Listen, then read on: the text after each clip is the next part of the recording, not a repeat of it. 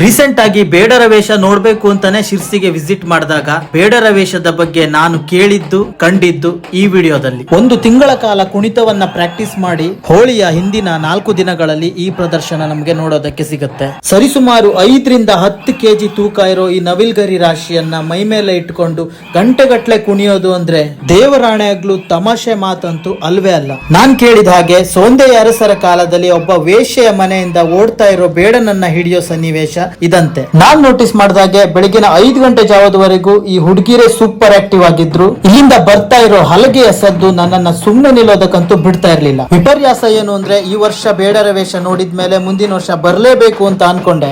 ಆದ್ರೆ ಮುಂದಿನ ವರ್ಷ ಶಿರಸಿಯಲ್ಲಿ ಬೇಡರ ವೇಷ ನಡೆಯೋದಿಲ್ಲ ಅಂತ ಕೇಳಿ ತುಂಬಾನೇ ಬೇಜಾರಾಯ್ತು. ಅದರ ಬದಲಿಗೆ ಶಿರಸಿಯ ಜಾತ್ರೆ ನಡೆಯುತ್ತಂತೆ. ಬನ್ನಿ ಅಲ್ಲಿ ಸಿಗೋಣ. ಕೊಟ್ಟಿರೋ ಮಾಹಿತಿಯಲ್ಲಿ ಏನಾದ್ರೂ ಲೋಪದೋಷ ಇದ್ರೆ ಕಮೆಂಟ್ ಸೆಕ್ಷನ್ ನಿಮ್ದೆ. ಮುಂದಿನ ವಿಡಿಯೋದಲ್ಲಿ ಮತ್ತೆ ಸಿಗೋಣ.